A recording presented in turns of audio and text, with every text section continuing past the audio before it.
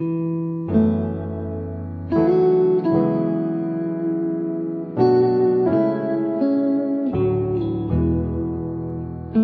el espectáculo. Bien, ahora nos vamos a centrar ya en reparaciones. Una vez que hemos visto gran cantidad de posibles de la sintomatología, ¿vale? Pues ahora ya vamos a actuar como los médicos. Ahora les vamos a dar a todos aspirina, ¿vale? Paracetamol, para que no tengáis problemas. Y sobre todo, lo bueno que tiene esto es que cualquier solución, con poco que esté pensada, hasta como la de mi ministra, es suficiente. Medio lógicamente, o sea, modificando la geometría. Hay muchísimas. Lo único que tenéis que ver en cada momento, que es pues, la solución más fácil, que es siempre la más económica, suele ser la más fácil, muy fácil de ejecutar y sobre todo que responda a las exigencias de vuestro propietario. Porque hay veces que el propietario quiere una cosa y hay que hablar con él para ver qué es lo que quiere hacer, porque a lo mejor dice, no, si a mí no me importa esto, si yo lo voy a tirar dentro de muy poco, tampoco hace falta hacer un refuerzo, si va a ser una sustitución, o no, yo quiero que esto quede, o sea, que hay que contactar mucho. Entonces aquí hay un pequeño resumen de qué es lo que se suele hacer normalmente. Los refuerzos estructurales, pues van a incrementar la capacidad portante, disminuir deformaciones excesivas, porque nos van a dar fisuras, nos van a dar muchos problemas. Bien sabéis vosotros que las estructuras metálicas pues vibran, se deforman mucho, pero son muy resistentes y hay veces pues que nos están dando unas deformaciones excesivas. Vamos a reemplazar materiales, vamos a añadir a uno para que mejore el comportamiento de otro. Vamos a distinguir entre refuerzos activos, ¿vale?, que son refuerzos que empiezan a funcionar desde el primer momento que lo ponemos, una plancha de acero, una de fibra de carbono, ¿vale? ELS son los estados límites de servicio, que son los que normalmente nosotros estamos trabajando, que es cómo puede funcionar un edificio sin que aparezcan fisuras, sin que tengamos problemas, mientras que el ELU no es un jugador de fútbol ni nada, sino que son los estados límites últimos, que eso ya es cuando las estructuras pues están presentando unos problemas ya graves, que estamos llegando casi a la rotura, ¿vale? Mientras que los refuerzos pasivos mejoran el comportamiento de las estructuras existentes, entran carga con posterioridad, ¿vale? Y sobre todo se utiliza mucho para mejorar el comportamiento de la estructura en el sentido que pasa de estar en estados límites últimos para que pase a estados límites de servicio. Pero bueno, a la postre no vamos a utilizar en cada momento el que más nos interese. Que vuelvo a repetir, soluciones fáciles, el AutoCAD lo admite todo, pero cuando luego estáis en obra, de verdad que os vuelvo a insistir, doblar un redondo del 16 no lo hace cualquiera de vosotros, por mucho que os creáis Schwarzenegger o algún Superman de estos, ¿vale?, un héroe de Marvel, rápida y económica, eso, así como normalmente se evalúa una solución fácil. Vamos a poder utilizar la geometría, las características constructivas.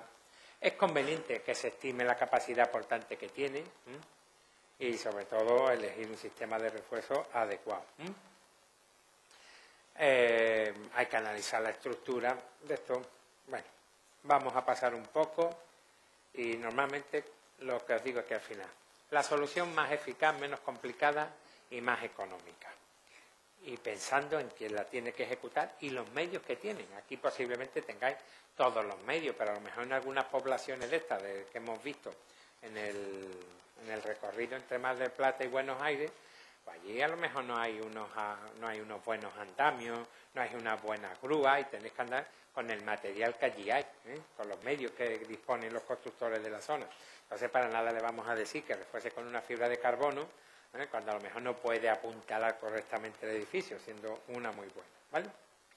Hay que garantizar la compatibilidad de los materiales. Se han estado utilizando refuerzos con materiales que eran incompatibles.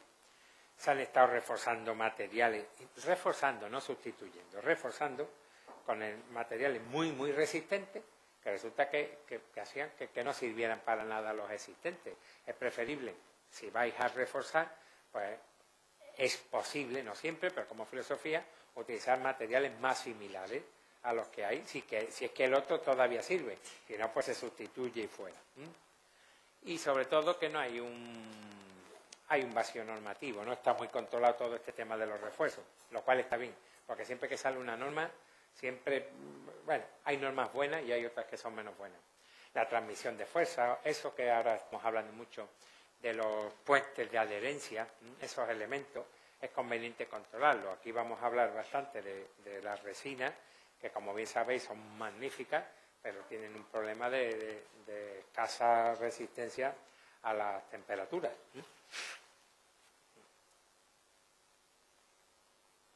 Bien, un estudio que hace Alfonso del Río Bueno, un especialista en hormigones, tiene muy buenas publicaciones, pues dice, por ejemplo, que las causas principales, como resumen en todos esos países, pues hay causas de proyectos, de ejecución, de materiales y de uso y mantenimiento. Fijaros, por ejemplo, se distingue ahí o destaca en cuanto a proyectos que los que menos problemas tienen son los brasileños. Ya me comentaste otra vez que es cierto que el nivel de exigencia técnica de Brasil es bastante alto, me lo habéis comentado. Lo que pasa es que luego pues se lleva la palma en que a cambio en la ejecución son ya más normalitos, con lo cual casi todos tenemos el orden de magnitud. La primera zona habla de porcentajes, causa principal de los daños. Aquí está, así, ¿vale? Mientras que los más predominantes en cantidades pues son fisuraciones, humedades, desprendimientos, todas estas lesiones que hemos ido viendo antes, ¿vale? Aquí lo vuelve a ampliar un poquito más, como cuáles son esas lesiones, cómo se han ido viendo los síntomas. Nosotros vamos a pasar y nos vamos a meter en acciones que podamos reparar. Hay causas, impactos, fuego, sismo, que son muy claras, impactos con aviones, que son muy fáciles, y que, bueno, está clara la causa. Esa es como, no sé si acá se hace, hay un accidente ferroviario de coche y hay que esperar al forense, ¿no? Sí, está claro de que ha muerto el hombre, pero bueno, hay que hacerle la analítica. En eso no. Ya las corrosiones de armadura ya son más difíciles, necesitan un poquito más de control para determinar cuáles son las causas. Y después hay una serie de investigaciones complementarias, de ayudas de laboratorio, de tomas de datos, que son fundamentales para un buen diagnóstico. Nosotros cuando vamos al médico, pues, nos sacan análisis de sangre, análisis de orina, nos hacen radiografía de tórax, TAC, nos pesan, nos miden, que si fuma, no fumo, usted bebe, no bebo, se va por ahí con, no me voy con malas compañías, dice, ¿qué hace qué? Dice, nada, que usted va a durar mucho, pero con muy mala vida, caballero, ¿vale? Bien, pues aquí tenéis una serie un levantamiento de plano, es fundamental. Aquí estáis viendo, por ejemplo, un levantamiento donde estáis viendo una buena representación, si son grietas en techo, grietas en suelo, grietas verticales, grietas inclinadas hacia la derecha, hacia la izquierda, pero sobre todo lo que os comentaba, de que mirad cómo reforzamos, veis aquí un poco más fina, aquí más gruesa, estamos indicando que realmente haya habido un giro, que el cerramiento ese, la clase del martes, me parece que el profesor Huete se centra en ella, ¿vale? Pero simplemente con la representación ya tenemos un análisis muy claro de qué es lo que ha pasado, con lo cual, como ya sabemos cuál es la causa, es muy fácil andar con la reparación. O sea que es que hay que identificar muy bien, ¿vale? Entonces hay que estudiar esos síntomas, que son los mismos que hemos estado viendo antes, y vamos a comprobar qué profundidad tienen, vamos a comprobar composiciones químicas que tengan. Hay veces que es que el material era muy malo, y que se nos viene con la mano, o que ha tenido problemas de hielo y deshielo. Aquí no suele ser normal, pero en zonas la zona de Ushuaia, todo eso, pues ahí lógicamente el tema del hielo es muy importante con el hormigón. Zonas que estén poco mal ventiladas, ¿vale? En las disgregaciones, bueno, pues aquí decimos algunas de las causas que pueden hacer, pues por un detalle incorrecto. Si tenemos una disgregación general, suele ser que si corrosión de armadura, una falta de compactado del propio hormigón. La fisuración, pues tenemos que ver si son con un carácter puntual, lineal, aislado, o bien, por ejemplo, que es muy generalizado. La antigüedad de la fisura. ¿Cómo se detecta si una fisura es antigua o no? Pues muchas veces es porque la propia fisura está pintada. O si la han pintado, la fisura era antigua. Una fisura, cuando aparece, normalmente tiene brillo, no tiene, tiene el color del revestido, pero claro. Mientras que cuando va pasando el tiempo, la pátina del tiempo la va oscureciendo. Entonces, muchas veces, viendo una fisura que está ya con moho, que está muy oscurecida, dice, hombre, pues es una fisura bastante antigua. ¿Qué orientación tiene? La amplitud, si está activa o no está activa, ¿vale? Si es por fuera, por el interior, todo eso son síntomas que nosotros tenemos que ir viendo. Si es en zona que esté comprimida, si es en zona que esté traccionada, para poder determinar cuál es la solución más adecuada. Dentro de las medidas que dice la norma UNE, esta, o que nosotros podemos utilizar, podemos simplemente lo que es proteger el hormigón. Simplemente va a ser un lavado de cara, tenemos una preparación superficial de mantenimiento, de conseguir que pueda seguir durando mucho tiempo.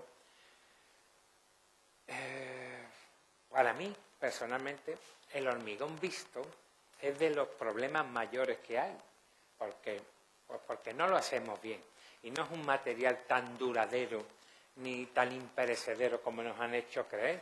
El hormigón nace, crece, envejece y se deteriora mucho, y le afectan muchísimos agentes, como habéis visto, que si el calor, que si el agua, que si los iones cloro, que si los porrazos, todo le afecta, es muy delicado, ¿vale? Entonces hay que protegerlo, y aunque no parezca que sea necesario, la propia degradación superficial, la aparición de líquenes, el entumecimiento que van cogiendo, que van perdiendo rigidez con el tiempo también, pues resulta que necesitan de todas estas medidas, desde pinturas de protección, que lo único que hacen, bueno, pues lo protegen del agua, del vapor, de gases que le pueden afectar, materiales hidrófugos que lo que hacen es que repelen, que impiden que el agua se deposite sobre ellos, los obturadores de poros, que también son bastante eficientes, los tapan, reaccionan con él y hacen una superficie bastante más impermeable. O ya los revestimientos gruesos, las capas de un enfoscado, un monocapa, o un mortero, un microhormigón en algunos casos, ¿vale? Que no solo las protegen de golpe, las protegen de cualquiera de las acciones que tenemos que pueden afectar a lo que llamamos normalmente medidas de protección. Todavía no estamos reparando, reforzando, ¿vale? Se han utilizado durante un tiempo materiales derivados del asfalto, los bituminosos, los poliuretanos, normalmente los de 2 componentes son los que mejor resultados están dando. Los sistemas eposílicos también de 2 componentes, esos son los que nos traen en latas separadas y que hay que prepararlas previamente antes de aplicarlas, hay que seguir las indicaciones que nos dicen los fabricantes.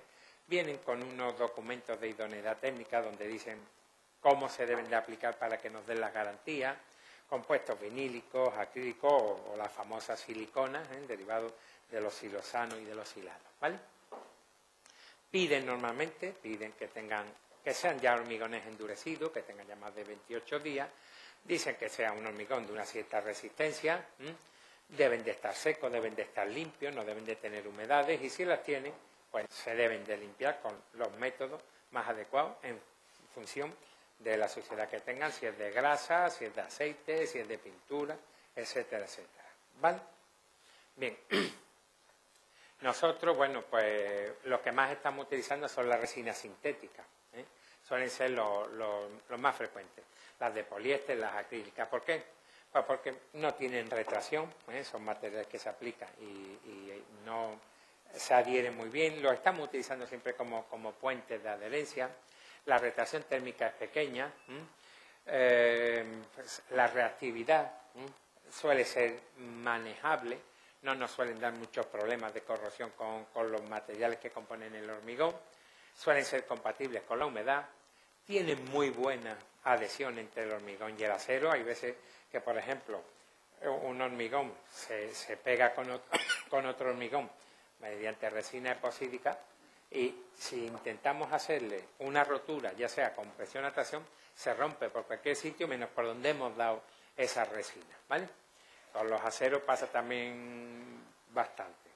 Y después, bueno, pues crean redes que son reticulares, en el sentido que funcionan bastante bien en todas direcciones. Aquí tenéis algunos de los componentes, o sea, de las características que tiene la resina, que vamos a pasar de ellas, porque me quiero meter más en soluciones estructurales. Bien, vamos a empezar ya con reparación de daños en hormigón. Bueno, pues lo primero que hemos ido viendo nosotros pues han sido esas fisuras. La fase lógica es pues determinar por qué ha aparecido esa fisura, que sepamos de verdad cuál es la analítica esa que hemos hablado antes del médico, que nos hace todos esos ensayos y al final nos dice: usted tiene esto, tómese esta pastilla. Nosotros no, nosotros somos muy dados a meternos en un edificio sin haber hecho ningún tipo de control, ningún tipo de ensayo. Parece como que si le pidiésemos dinero a nuestro cliente para ver cómo está el hormigón, que nos hagan unas catas, como que les va a molestar. Cuando, hombre, si no lo necesita, no se hace. Pero hay muchas veces que sí necesitamos apoyo de un laboratorio para que nos puedan ayudar a la determinación de la causa y, sobre todo, repararla si está activa antes de que se vuelva a suceder. Porque, por ejemplo, una retracción, pues la retracción una vez que se produce ya está fisurado, ya no nos va a dar mayores problemas, ya se repara y no tenemos por qué tener ninguna acción secundaria. Si están vivas o están muertas, vivas o activas o estabilizadas. Si están vivas, pues elementos más elásticos. Hay veces que con una pintura buena, con una buena pintura, podemos obviar o podemos esconder ciertas fisuras de las que hemos visto al principio, de estas de retracción y demás, y por lo menos provocar que no favorezca el que aparezca un daño o una lesión más importante. Entonces, hay resinas elásticas muy buenas y si no, pues resinas normales, si sabemos que aquello está ya estabilizado. Seleccionar la formulación y después preparar perfectamente antes de aplicarla todo lo que es la superficie. Ahí tenéis una fisura normal, no estructural. Bueno, pues con un vendaje local se pica, ahora veremos algunas soluciones. La norma esta que os he dicho, la norma pues prepara, distingue si son fisuras en los hormigones, si tiene un daño leve, daño medio, daño severo, va viendo si son desprendimientos de hormigón, si son daños estructurales y va diciendo una serie de soluciones que además los explica la propia norma. Esto os la dejaré, os la podéis descargar perfectamente porque ya os digo, tanto SICA como VAS como Weber, todos tienen unos folletos muy, muy claros y además dicen, o sea, aquí está cortado el producto que aplica cada uno, tiene el suyo específico. Dice, pues si es una fisura en hormigón, pues la rellenamos. ¿Con qué la vamos a rellenar? Las vamos a rellenar con... Este ya me parece que lo he dejado sin pila. Es que hablo mucho y necesito la batería para mí. Gracias. Muy amable. Vale. Rellenos de fisuras que se pueden hacer con inyecciones, como ahora vamos a ver, o huecos intersticios, vamos a aplicar morteros a mano, hormigones. Van dando una serie de recomendaciones y además cada fabricante da hasta su propio producto. Esto está muy tabulado, es muy fácil y vamos a pasarlo. Al final vienen algunos ejemplos, ¿vale? Si tenemos unas pequeñas fisuras por inyección, lo suyo es que las vayamos tapando. Normalmente se nos dice que vayamos haciendo unas perforaciones. Aquí está la fisura, estáis viendo cómo está fisurado. Bueno, nos piden que hagamos unos pequeños taladros, 2-3 centímetros de profundidad, de un diámetro de aproximadamente 10 milímetros, 15 milímetros, depende de la boquilla, de que vayamos a estar con los inyectores. Cada fabricante pues tiene su patente, su modelo. Nos dicen que hagamos esos agujeros separados no más de 30, 40, hasta 50 centímetros, pero es conveniente que se vayan tapando las fisuras, bien sea con una cinta adhesiva si son pequeñitas, o bien con un tapón de una resina epoxi previo, que se da dándole con una espátula, se tapa, porque es que si no, bueno, pues como al principio suelen ser líquidas, pues todo lo que vayan metiendo se va chorreando y no sirve de nada. Entonces necesita, y se va metiendo a presión, se ve que sale por la superior, y una vez que ya está esa, pues ya se para por ahí y se empieza otra vez desde ese tubo y vamos metiendo siempre, ¿vale?, de abajo hacia arriba, ¿de acuerdo? Siempre se empieza por el punto más bajo. Así es como se debe de ir. Ahí tenéis unos ejemplos. Estas son las boquillas que se van empleando. Todo esto se va metiendo ahí con unos elementos a presión, y cuando se va viendo que ya va saliendo la resina, que es esa mancha que va cogiendo alrededor, bueno, pues ya se para. Y con eso estáis tapando esa fisura con una de las resinas epoxi. La sistemática, lo que todos los fabricantes os dicen siempre que hagáis esto. Guantes, mascarillas, gafas, porque estas resinas atacan a la piel, atacan a la vista, pues producen úlceras. Hay que tener mucho cuidado con ellos. No las debería de utilizarlas algún operario que sepa, no sirve cualquiera, ¿vale? Hay que limpiar, siempre limpieza, ya sea con aire a presión, ya sea con agua a presión. Hay veces que hay que limpiar hasta con chorro de arena si es una armadura, dependiendo un poco.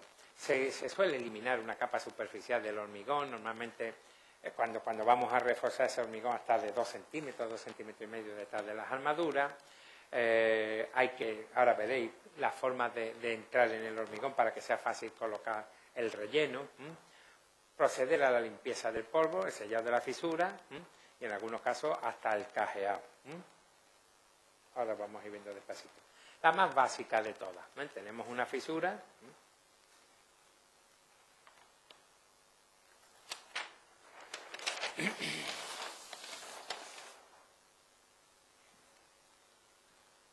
Yo tengo aquí mi fisura. Lo primero que hago es que cajeo. Esta es mi fisura. Yo cojo y hago un cajeado, 2-3 centímetros aproximadamente. Elimino toda esta parte. Pico. Hay algunos profesionales que cogen y recomiendan que se haga en cola de Milano el cajeado, porque así luego el mortero que se echa aquí tiene menos problemas para salir, o el sellado que se vaya a meter. La fisura seguiría estando por aquí. Y vamos a rellenarlo. Una vez que esto está limpio, se le suele poner en muchas ocasiones aquí una banda, una malla de fibra, de poliéster, si es de fibra de vidrio resistente a los álcalis. Ahí recomiendan que sea un antiadherente, sobre todo cuando es un material de sellado, para que no se rompa, ¿vale? Y la fisura sigue estando aquí. Hay veces que hasta se sella también con un cordón de silicona, si por aquí puede entrar algo de humedad, o pensamos que puede estar. Esta sería de las soluciones más normales que ponemos con un vaciado y el sellado. Y queda aquí un material más o menos elástico. Y si es de hormigón, pues se va a notar mucho, y si tiene un revestido, pues se le pasará el revestido. Previo también una colocación de una malla previa, 5 centímetros a cada lado, aproximadamente, 5 centímetros, los espesores de los revestidos de 10 a 15 milímetros normalmente. Mayores ya necesitaría algún tipo de malla bien anclada a la anterior, bien rayada. Hay veces que los morteros los dejamos tan lisos, o los hormigones son tan limpios, tan impermeables, que cualquier reparación de esta se nos va a desprender por no haber previsto el sistema de que la adherencia mecánica se haga correctamente. Si va a ser una adherencia química con puente químico, ya con resinas epoxi, las de las uniones, pues podemos obviar algo de la limpieza. De la preparación del hormigón donde nos vamos a colocar el soporte. Ahí tenéis, por ejemplo, hay veces que ponemos debajo un material de sellado deformable, betún, silicona. Aquí tenéis en el inferior tenéis una junta de mortero en cola de Milano también, ¿vale? Se le prepara una hendidura para que se vea en algunos casos que está la junta. Son distintos tipos que hay, y si no, pues, bueno, pues en bisel normal con el recubrimiento por encima. Se le da una pendiente de 45 grados aproximadamente y materiales de sellado en el fondo de la fisura. Hay veces que también le ponemos grapas. Grapas que en el dibujo no está del todo bien. Normalmente, como bien indica el profesor Huete, lo que hacemos es que primero hacemos el cajeado. Aquí estaría la fisura. Ahora, una vez que ya hemos hecho ese cajeado, yo hago aquí unas pequeñas perforaciones. Aquí mi pequeña perforación, y aquí ya donde yo meto mi grapa. Mi grapa que puede llevar mi omega para que sea más elástica, para que permita más movimiento, si quiero. Unas grapas que normalmente van a ser de acero, a ser posible acero inoxidable. Bueno, el acero inoxidable tampoco es que sea el mejor.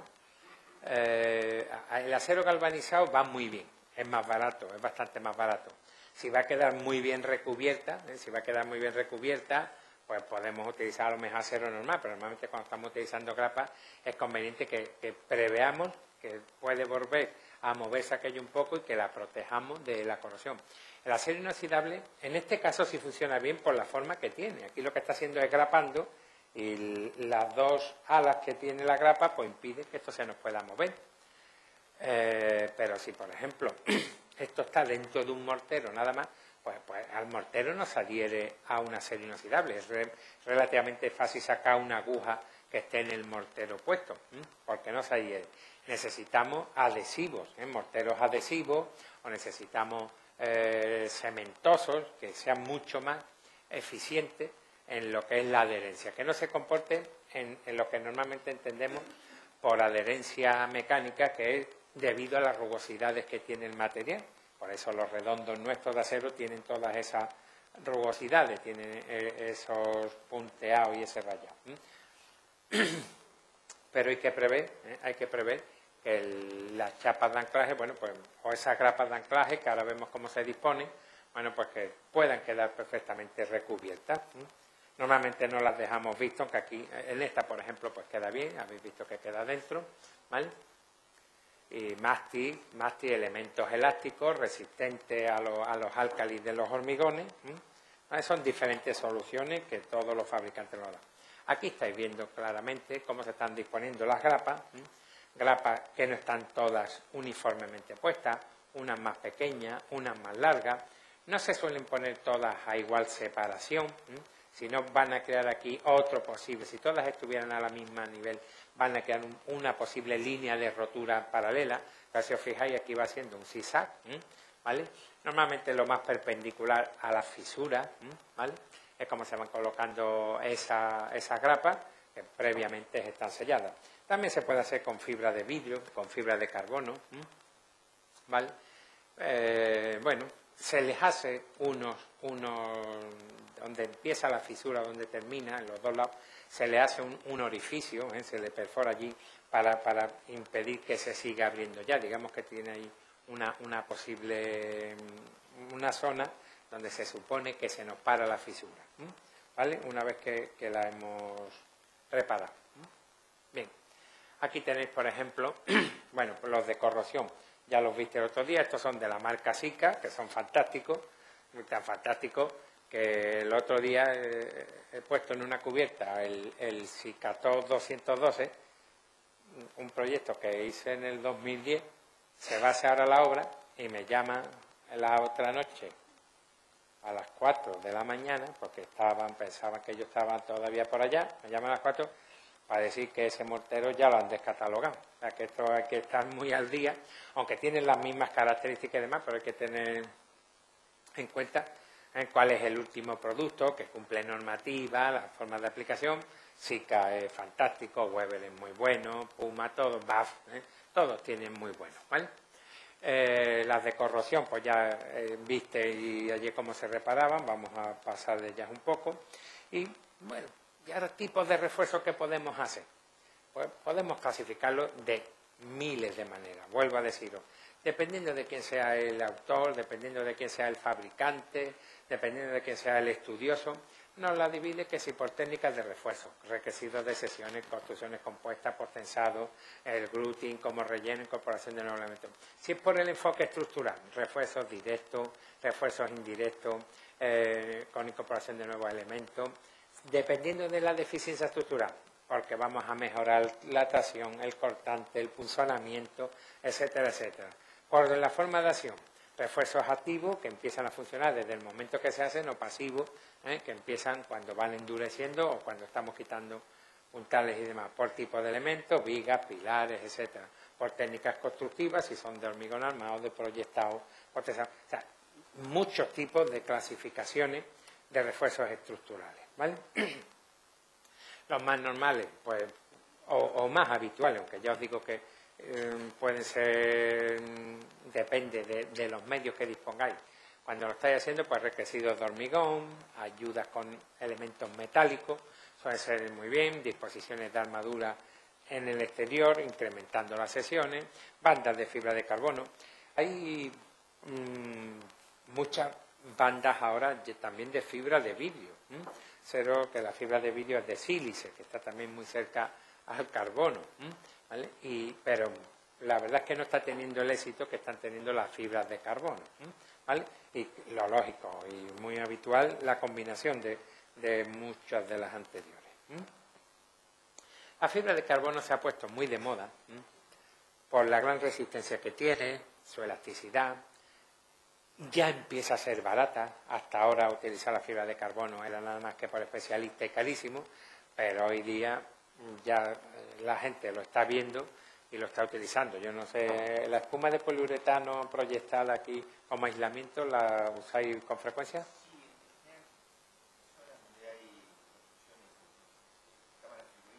Sí, porque ¿qué aislamiento metéis? ¿Qué metéis como aislamiento en los cerramientos? ¿No? ¿Cuál metéis normalmente? ¿Poliestireno expandido? Pero el poliuretano... Ya, pero en una vivienda, ¿ponéis algún tipo de aislamiento? ¿Qué ponéis? ¿Qué ponéis? Ajá, bueno, pues esas espumas, espumas de poliuretano proyectado, las primeras eran carísimas, venían con unas botellas, con sus pistolas, venían perfectamente vestidos, parecían hombres de la guerra de las galaxias y demás, y te ponían allí, empezaban a proyectar, paraban para controlar, le ponían mucha prosopopeya aquello, pero era para cobrar más y eran carísimos. Hoy día resulta que es que valen la 10ª parte de lo que los ponían al principio. Pues eso mismo está pasando con la fibra de carbono, que ya está muy al alcance de todo el mundo. Pero luego tiene una serie de ventajas. Por ejemplo, imaginaros, bueno, las características de si son laminados, si son de tejidos, solo fibras, si son de tejido impregnado. Ahí tenéis una serie de características que seguro que cuando vayáis a buscar otras son diferentes a las que yo he conseguido. Pero no me importa. Pero, por ejemplo, imaginaros que una vivienda que tenéis que ya es antigua, que se ha utilizado con unos hormigones que no fiáis mucho, dices, bueno, pero es que yo voy a incrementar la carga, porque ahora que voy a poner un aula como esta, en la que aquí hay más gente que lo que hay normalmente en una casa, ¿vale? Un 30% puede incrementarse la carga. Pues fijaros, por ejemplo, para un 35% de incremento de carga, en una viga de hormigón normalmente dice, pues sí, yo puedo reforzarla con una chapa de acero. Adelante. Muy amable, muy amable. ¿Vale? Dice, una solución normal era por reforzar con una chapa de acero. Una chapa de acero que con 10 milímetros de espesor, casi, con 8 casi daba, pero de 10 milímetros de espesor, sabéis que el acero siempre va en milímetros, ¿vale?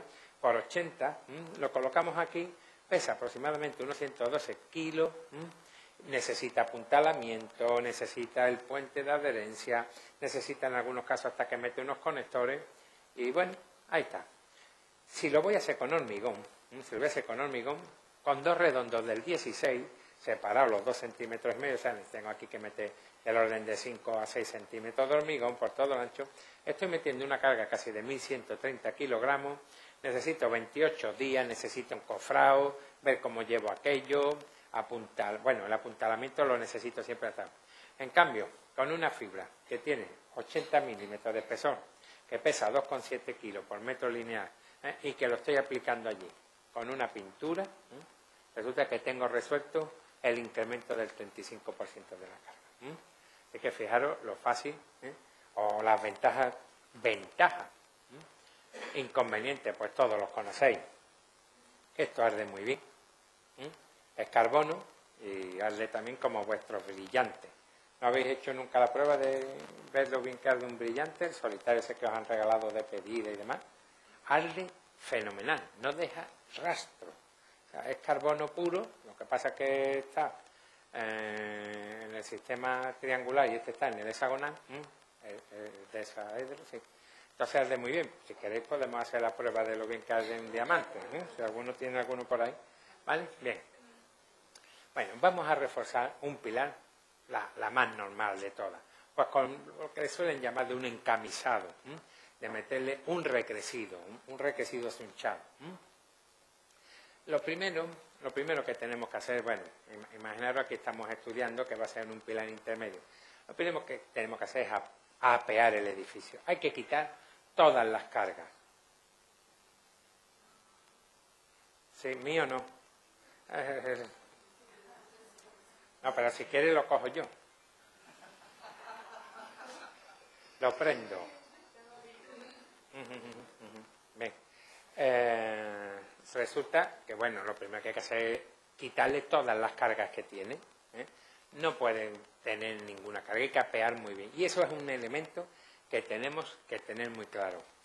Hay que apear de abajo hacia arriba. Hay que transmitir las cargas a elementos estables, a elementos duraderos. Y no podemos solo apuntalar esta planta. Hay que apuntalar hasta abajo y llevarla hasta los cimientos. O apuntalar, no nos va a dar tiempo a presentar elementos de apuntalamiento y de apeo, pero todos los conocéis. Ahora después, hay que retirar todo el recubrimiento que tuviera ese pilar y picarlo muy bien. No sé si viene aquí una imagen, efectivamente. Ahí estáis viendo cómo se ha picado un poco. Hay una imagen luego en viga mucho mejor, ¿vale? Y bueno, pues se ha reforzado la zona que necesitamos. Hay que andar esperando los 28 días antes de que quitemos. Estamos incrementando la inercia del mismo, la sección muchísimo, ¿vale? Hay que anclar muy bien las armaduras, ahora vienen algunas imágenes, ¿vale? Pero este es bastante fácil. Puede ser porque tenga problemas de resistencia. Eso nos ha pasado en alguna ocasión cuando los ensayos de hormigón vienen por detrás de la ejecución de la obra, que como sabéis que es el último ensayo, nos lo dan a los 28 días. Los 28 días posiblemente ya hemos dado la planta anterior. Imaginaros que por algún motivo este pilar se ha quedado con baja resistencia. Pues no vamos a tirar la planta entera, sino que se decide que se refuerza este de aquí directamente. Y ahora veréis cómo lo podemos tratar. Aquí tenéis el pilar inicial, por ejemplo, un pilar de 30 por 30, al que le vamos a ir metiendo unas horquillas. Vamos a ir, por ejemplo, cada 50-60 centímetros le vamos a ir haciendo unas pequeñas perforaciones y le metemos estas horquillas con esta forma de U para que conecten la armadura exterior con la interior, o sea que estén más en contacto, ¿vale? Y ahora, fijaros que simplemente uno de 30 por 30, con que yo salga aquí 15 centímetros a cada lado, que tampoco se puede hacer con menos, con 6 centímetros es el mínimo que da un recubrimiento más o menos suficiente, ¿vale? Se le puede dar un puente de adherencia, se pica también el pilar previamente, porque estos pilares suelen ser bastante lisos, los encofrados metálicos lo hacen que sean muy impermeables y el nuevo hormigón tiene que cogerlo. En algunos casos hasta se redondean, se achaflanan las esquinas del propio pilar, ¿vale? Y sobre todo los últimos, ahí habla de 20-30 centímetros, ¿vale? Pero la parte inferior y superior, casi 50-60 centímetros, como vais a ver ahora, se refuerza mucho con estribos. Con estribos, si el pilar que está afectado, ¿vale? que está tocando ya con los cimientos, pues hay que meter una resina, hay que prever unas longitudes de anclaje que son diferentes cuando la estamos haciendo con resina que cuando la estamos haciendo con morteros convencionales en los hormigones. ¿Vale? Hay otra forma que se ha hecho durante mucho tiempo, que era reforzarlo con estructuras metálicas. Se coge el pilar y se le va, si este es mi pilar de hormigón,